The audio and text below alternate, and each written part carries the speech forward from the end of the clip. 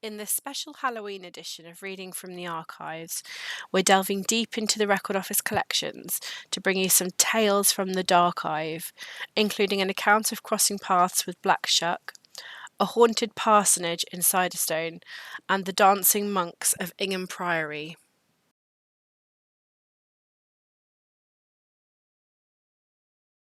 Some ghost stories with an ecclesiastical setting survive here in the Record Office archives. One Norfolk vicar actually saw fit to set a ghost story down in his parish register. December the 12th, 1706. I, Robert Withers, M.A., Vicar of Gately, do insert here a story which I had from undoubted hands, for I have all the moral certainty of 'tis thus of the truth of it imaginable. Mr. Grove went to see Mr. Shaw on the 2nd of August last. As they sat talking in the evening, says Mr. Shaw, on the 21st of the last month, as I was smoking a pipe and reading in my study between 11 and 12 at night, in comes Mr. Naylor, formerly Fellow of St. John's College in Cambridge, but has been dead these 4 years. When I saw him, I was not much affrighted. I asked him to sit down, which accordingly he did for about 2 hours, and we talked together. Then I asked him how it fared with him. Very well, says he. Was any of our old acquaintances with him? No, at which I was much concerned. But Mr. Orchard will be with me shortly, and yourself not long after. As he was going away, I asked him if he would not stay a little longer, but he refused. I asked him if he would call again. No, he had but 3 days' leave of absence, and he had other business. Mr. Orchard died soon after. Mr. Shaw is now dead. He was formerly Fellow of St. John's, an ingenious good man.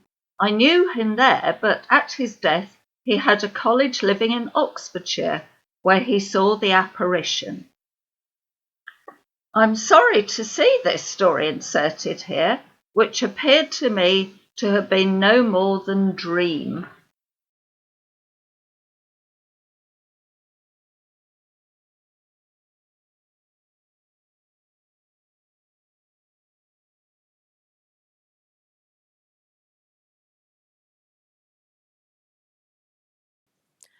This story is an instance of a spirit being sighted in a completely different place at the moment of a person's death. It's actually recorded in the city's own archives, having been set down by Henry Cartwright of Norwich in 1791. However, the events described occurred over a century earlier in 1686. In September of that year, an English merchant ship was sailing for England through the Mediterranean. The captain was named Barnaby. On the 16th of September, they landed at the small island of Stromboli. In the words of one of the party, Sir, I here send you a most curious extract from the records now at Westminster, a remarkable observation taken out of Mr. Spinks's journal with an account of Madam Booty's trial at the King's Bench, Westminster, concerning her husband, a brewer in London. Tuesday, May the 12th, this day, the wind south-southwest. About 4 in the afternoon, we anchored in Manson Road, where we, Captain Barnaby, Captain Bristow, and Captain Bryan, all of them bound to Lusara, and about 6 o'clock we weighted anchor and sailed all of us for the island of Lucerne. Then the wind was north-west-west, and better weather. It was Friday the 15th. About 2 o'clock we saw the island of Lusara, and about 7 we came to anchor in treble fathom of water. The wind south-southwest. Saturday the 16th. We had the observation of Mr. Booty as follows, viz. Captain Barnaby, Captain Briscoe, and Captain Bryan, I and Mr. Balls, merchant. went on shore in Captain Barnaby's boat to shoot curlews upon Stromboli. And when we had so done, we called all our men by us about half an hour and the minutes after 3 in the afternoon. To our great surprise, we saw 2 men come running by us with such swiftness that no living man could run half so fast as they did. And we all heard Captain Barnaby say, "Lord bless me, the foremost is my next neighbour." But he did not know the other that ran behind him in black clothes, and the foremost in grey. Then Captain Barnaby desirous to put it down in our pocket-books, and take an account of the time. And when we came on board, we wrote it in our journals, for we saw them running into the burning mountain. And there we heard so great a noise that made us all afraid. We had never heard the like before, and Captain Barnaby said he was sure it was old Booty running into hell. And when we came to Gravesend, October the 6th day of the year 1686, then Captain Barnaby sent for Captain Bristow and Captain Bryan and Mr. Balls to congratulate with them, and after some discourse, Captain Barnaby's wife starts up and said, "My dear, I will tell you some news. Old Booty is dead." He directly made answer that we all knew, for all saw him run into hell. After that, Captain Barnaby's wife went to London, and telling a gentlewoman of her acquaintance, she goes and acquaint Mr. Booty what Captain Barnaby had said of her husband.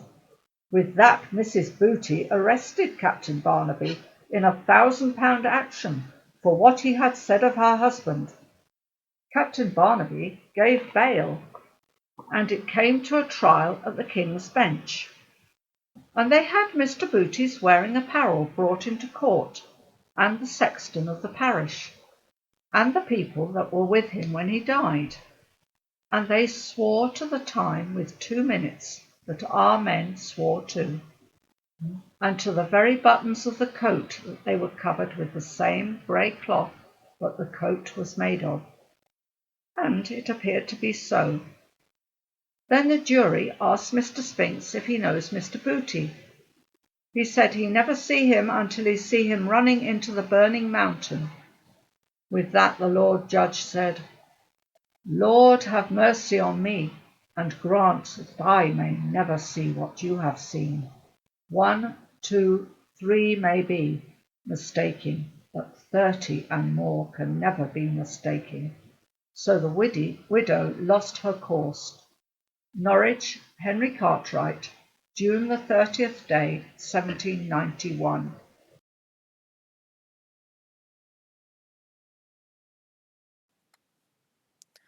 The ghost at Siderstone Parsonage has been heard and occasionally seen over a period of 40 years. In 1832, John Stewart became Reverend of Siderstone Parsonage and lived there with his wife and 4 children.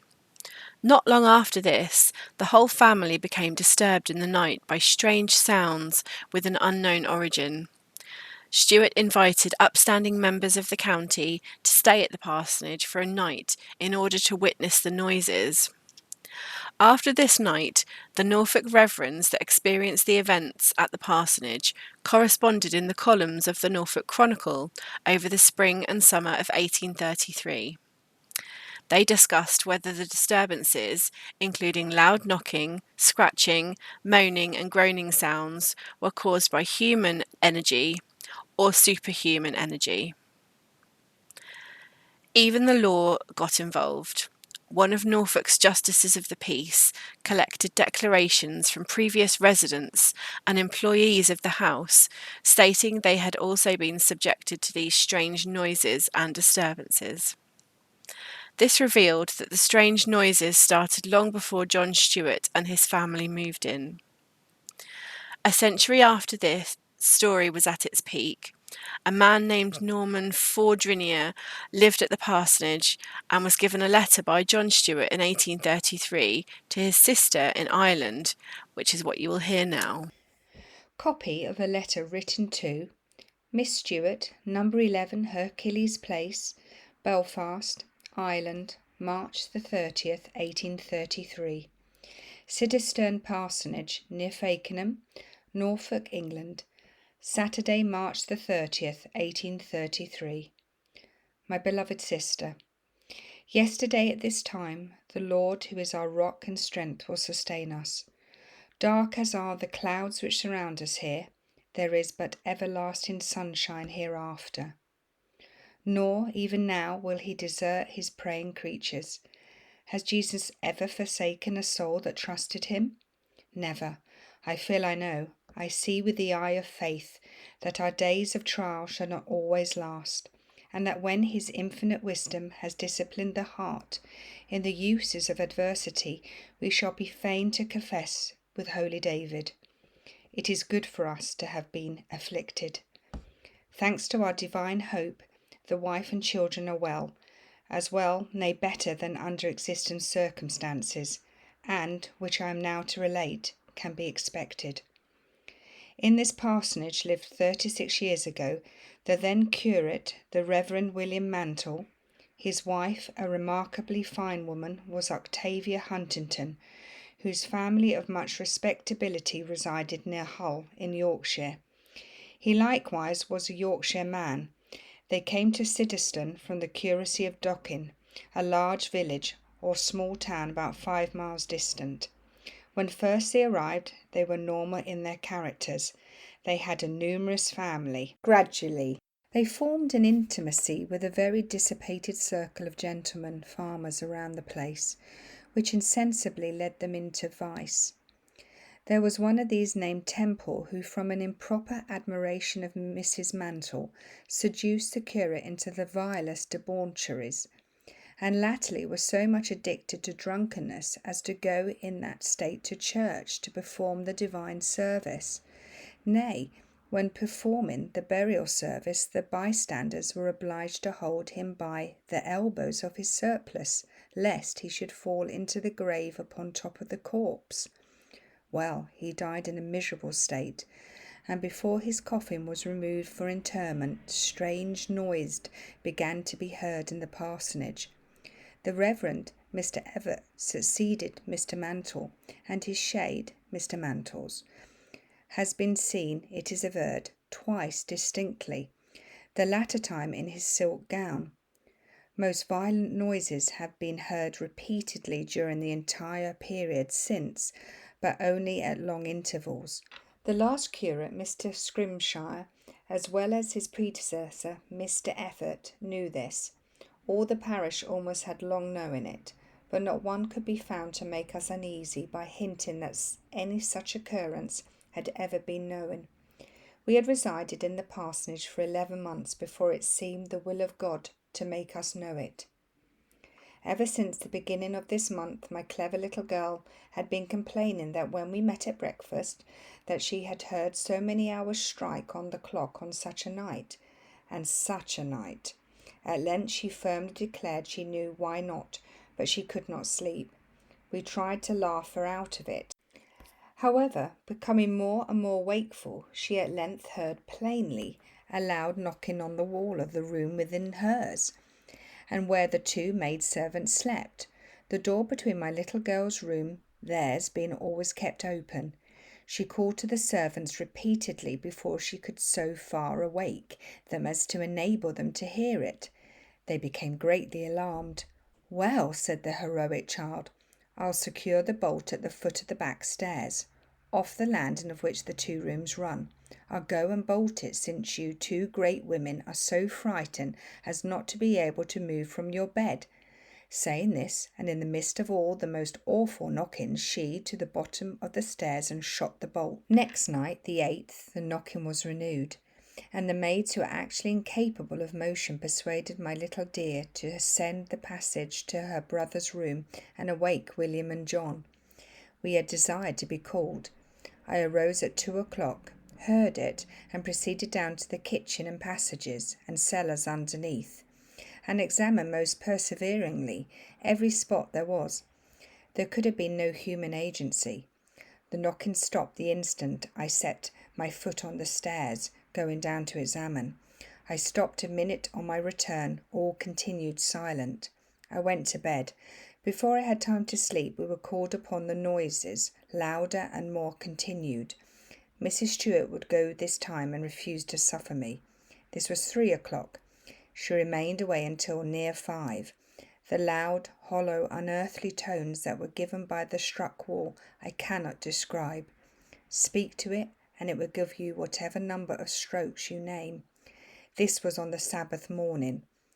All was quiet that night until Monday. Monday night these frightful noises returned. Next night, Tuesday, Mrs. Stewart and I, having first removed the children and servants into the centre of the house from the north wing, resolved to sit up and watch. I must stop, as I dare no more trust whole drafts or notes. Acknowledged by cut corners as usual, the receipt of this half of draft. God bless you all. We are so sorry for Mary Jane's loss. Recovered the flute, the flageolet. Yours most truly, J. Stewart.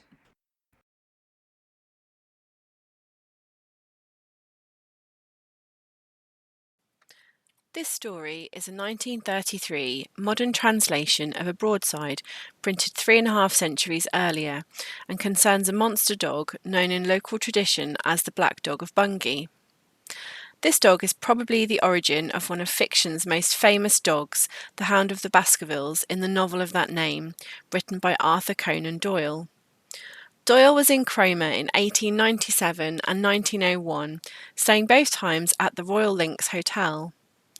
It was here that he and his collaborator, Fletcher Robinson, dreamed up the plot of the novel. The monster dog has a long history in East Anglia. Someone writing in the East Anglian magazine in 1947 warned that to meet the black dog in daylight is a fearsome experience, but should you see him at night, death is the most likely outcome of the encounter. Even if you do not die on the spot, such is his evil power that your chances of survival beyond the end of the year are slight indeed. This particular event is said to have happened on the 4th of August, 1577, in the parish church of Bungay during prayers. It all began with an almighty thunderstorm. A strange and terrible wonder.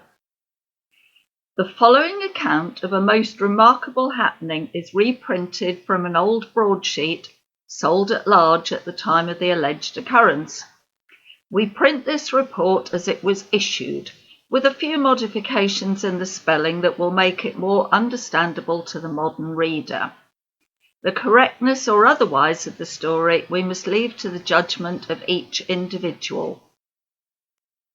Sunday being August the 4th, 1577, to the amazing and singular astonishment of the present beholders and absent hearers, at a certain town called Bungay, not past 10 miles distant from the city of Norwich, there fell from heaven an exceeding great and terrible tempest, sudden and violent, between 9 o'clock in the morning and 10 of the day aforesaid.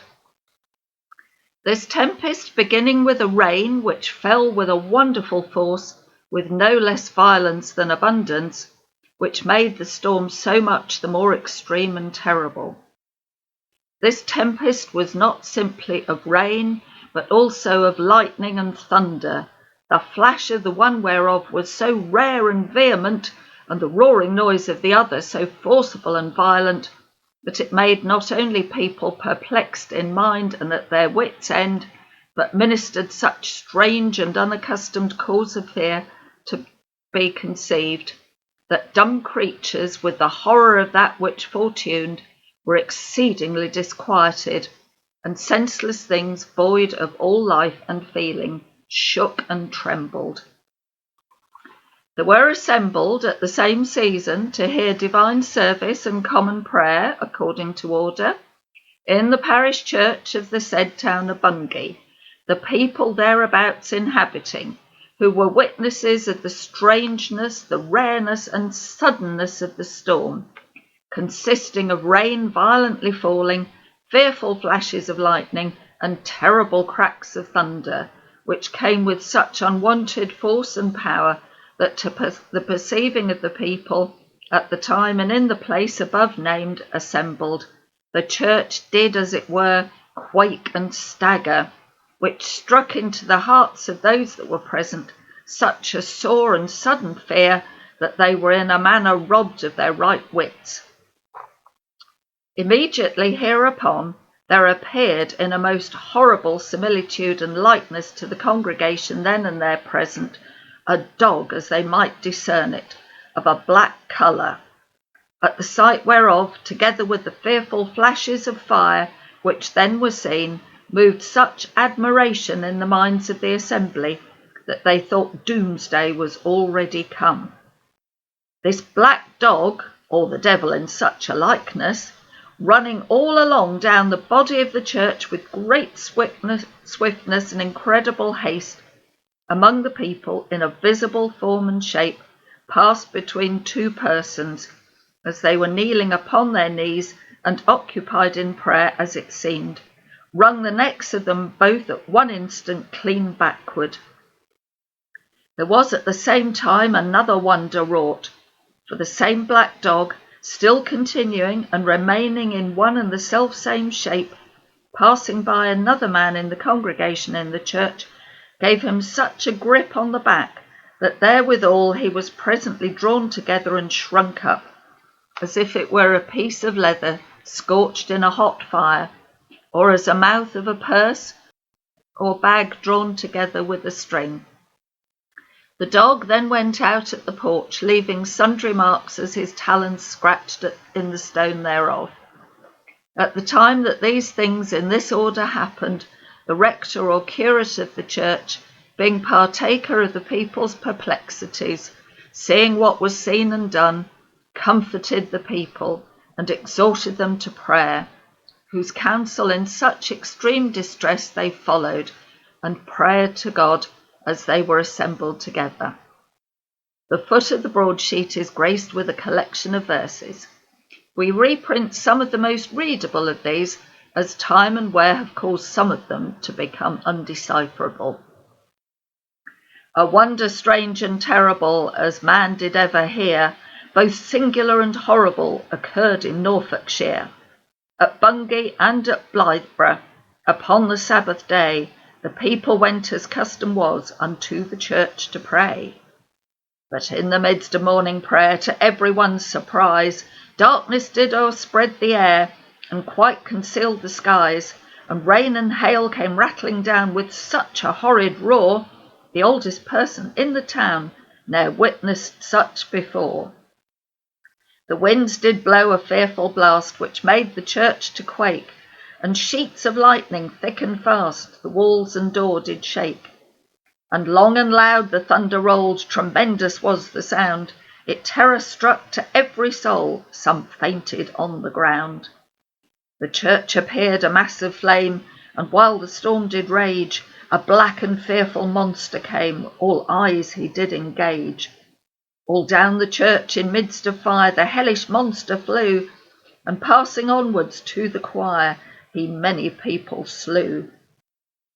Many were stricken to the ground, whereof they strangely died, and many others there were found, wounded on every side.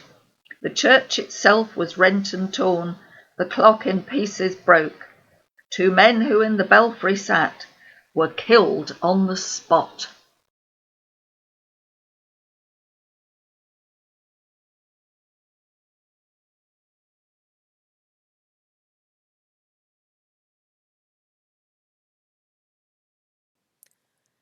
This story comes from a volume containing maps, plans, and illustrations of places of interest in Norfolk. A Monk's Dance, a legend of Ingham Priory, is the name of an illustration in the volume, along with a description of the activities of the ghostly monks in the cloisters. Many years ago, more than a century, there was a licensed house in East Norfolk more popular or better conducted than, as it was then called, the Owl, in the parish of Ingham. Thus named because the crest of the brave old warrior and statesman Sir Oliver de Ingham was the owl out of the ivy bush, formerly on the tilting helm at the head of the effigy on its beautiful but shamefully mutilated tomb in the stately chancel of the grand old church of the Holy Trinity, on the north side of which are the ruined cloisters of the Priory of St. Victor. These cloisters were haunted by the shade of a monk who, in the white robes of his order, with the red and blue cross of St. Victor on his breast, would wander through them at certain seasons of the year, of which Christmas Eve was one. He would then approach the ruined sacristy, where 3 other monks, descending a spiral staircase still remaining, would join him.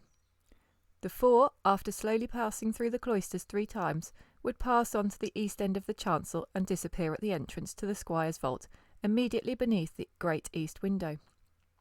As they vanished, a ghastly light would flicker in the chancel. This concluded the performance. Many reasons were assigned for the appearance of the 4 monks, but the one unanimously believed in by the good people of Ingham was that very soon after Harry Tudor, in 1535, had bundled out and cropped the pious Brethren, a parishioner, purchased that part of the priory precincts which was set apart as the burial place of the priory. From it he removed vast quantities of gravel. So avaricious was he that he nearly caused the destruction of the church by undermining it. With the gravel he carted away large quantities of human bones. Amongst them were those of the 4 monks, who in haunting the spot resent the indignity offered to their remains as a protest to the sin of disturbing consecrated ground.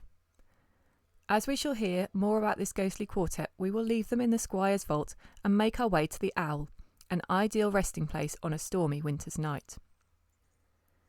The spacious kitchen was paved with large stone slabs, said by those not belonging to the parish to be gravestones reversed, stolen from the priory burial place. The old inn was part of the priory buildings.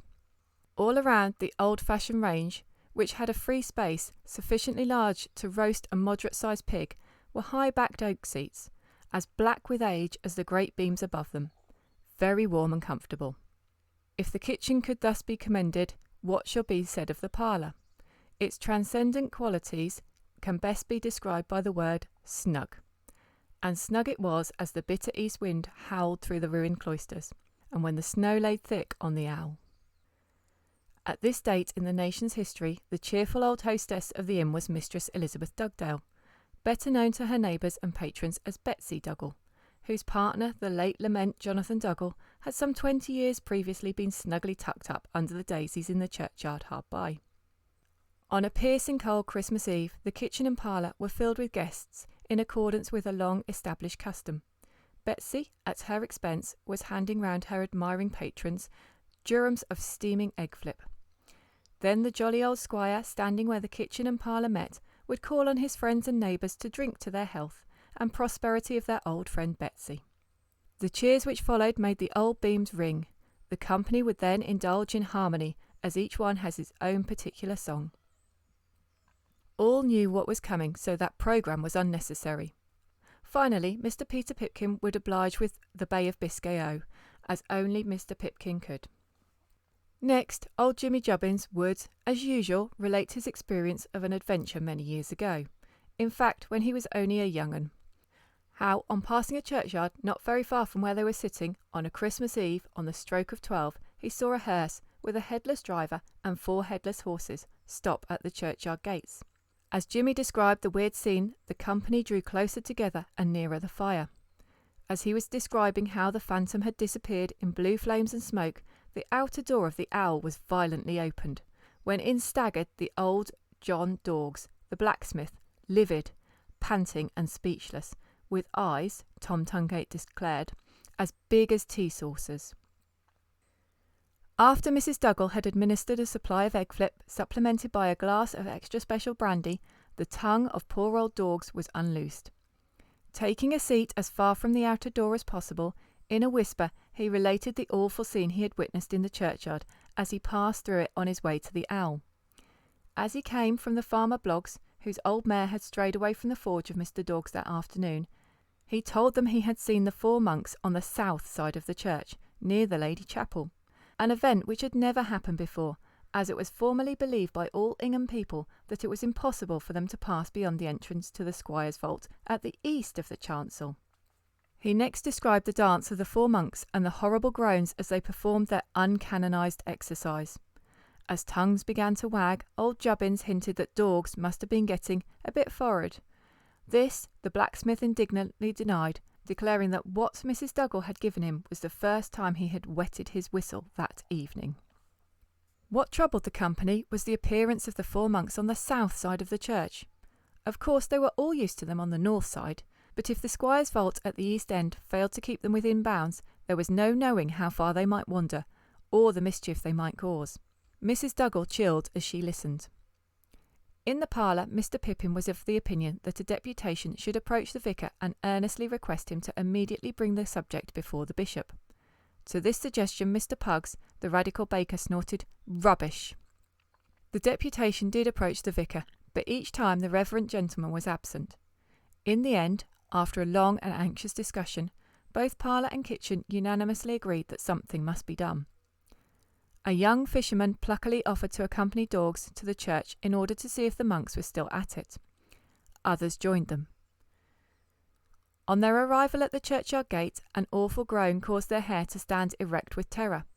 Their fear was increased by the screech of the old white owl as it swooped down upon them from the belfry, as if indignant at their intrusion upon his privacy. Instanter, all rushed back to the owl, where those who did not go twitted those who did with funking. After a few more refreshers, it was determined that another attempt should be made.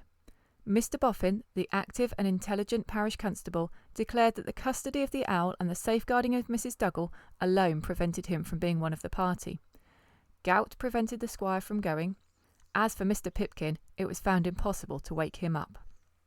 This time all was still when they came to the churchyard gates, except for the hissing of the disturbed owls in the belfry. On passing the church porch, they beheld that which petrified them with horror. Under the central window of the south aisle, they saw four white forms whirling about in a fantastic manner. When they paused, a dreaded form, also robed in white, emerged apparently from an open grave. As it vanished, the groan was repeated when the four monks resumed their unholy exercise.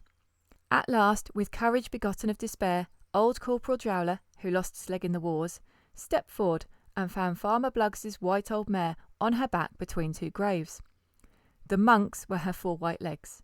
The form rising from the grave was her body, the groan her very own, as she tried to extricate herself from her uncomfortable position. Quickly liberating her, they led her to the stable of the owl, where a good supper and a warm bed calmed her agitation. Her rescuers then made their way to the kitchen, where a judicious supply of ardent spirits calmed theirs. The solving of the mystery of the monks on the south side of the church did not upset their belief of the northern haunt. At last, the company went to their homes, and Betsy went to bed. The owls still inhabit the belfry. The good old squire has long been laid to rest in the family vault. The grass waves over the grave of Betsy Dougal and those of many of her patrons. The old inn remains, but its sign is changed, as are its fortunes, which are not for the better, but to this day, on a Christmas Eve, very, very old men will meet in the kitchen and tell the tale of old dogs and the monk's dance.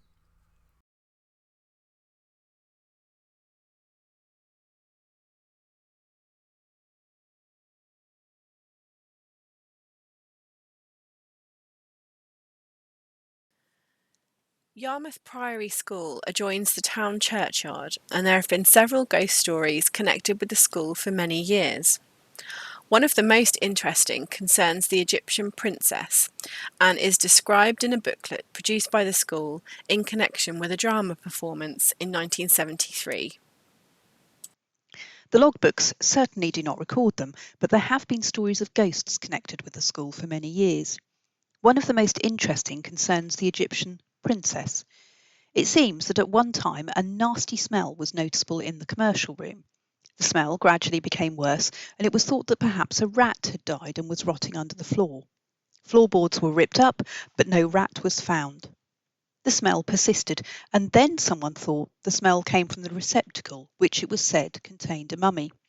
The coffin was opened, and it was found that, either through damp or air getting in, rot had taken place, thus causing the smell.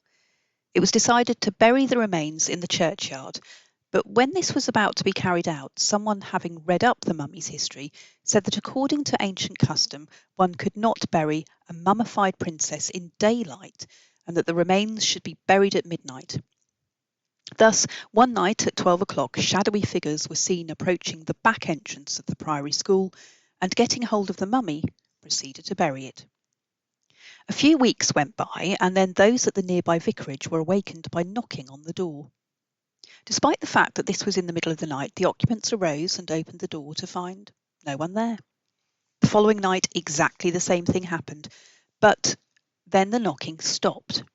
Workmen taking a shortcut through the churchyard, however, heard tappings on the church door.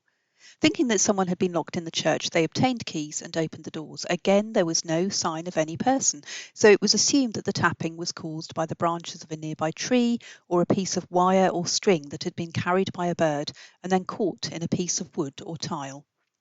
On inspection, however, it was found that there was no tree near enough to cause the noise, and there certainly wasn't any wire, rope, or string.